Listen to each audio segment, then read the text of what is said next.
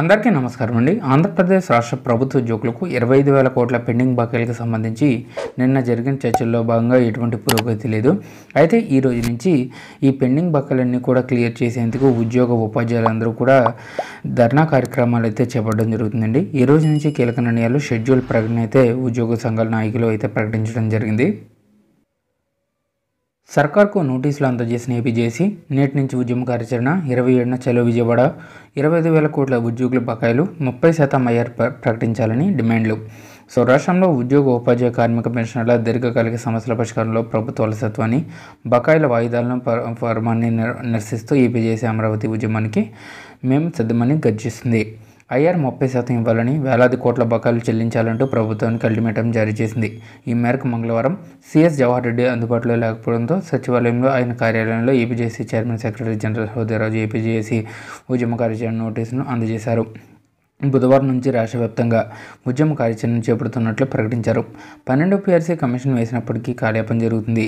ధరలు విపరీతంగా పెరిగిన కారణంగా తక్షణమే మధ్యంతర వృత్తి 30% ప్రకటించి అమలు చేయాలని, ప్రభుత్వ ఉద్యోగులకు చెల్లించాల్సిన 25,000 కోట్ల బకాయిలను తక్షణమే చెల్లించాలని, 2004 ముందు నోటిఫికేషన్ ద్వారా నియమితులైన ఉపాధ్యాయులు పోలీసులకు ఓల్డ్ పెన్షన్ స్కీమ్ని ఇంప్లిమెంటేషన్ చేయాలని, గురుకుల సొసైటీ పబ్లిక్ సెక్టర్ ఉద్యోగులకు 60 నుంచి 62 ఏళ్లకు పదవి విరమణ వయసును పెంచాలని, జిల్లా పరిషత్ ఎయిడెడ్ మున్సిపల్ యాజమాన్యాల్లో చనిపోయిన కుటుంబాల్లో ఒకరికి తక్షణమే ఉద్యోగం కల్పించాలని, సిపిఎస్ జీపీఎస్ రద్దు చేసి ఓపీఎస్ని ఇంప్లిమెంటేషన్ చేయాలని డిమాండ్ చేశారు.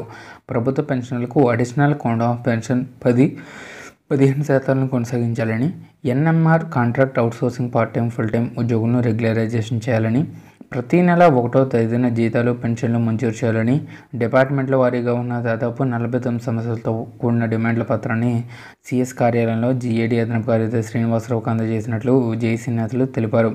ఈ నోటీసుతో 3 దశల ఆందోళన కార్యక్రమాల షెడ్యూల్ను జత చేశారు.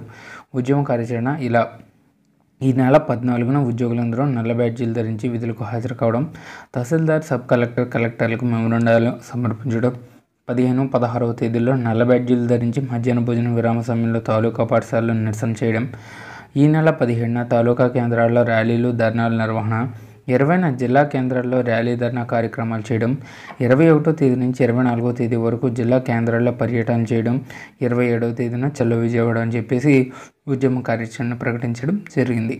ఇదండి ఎంప్లాయీస్ సంబంధించి వచ్చిన లేటెస్ట్ అప్డేట్స్. Thank you.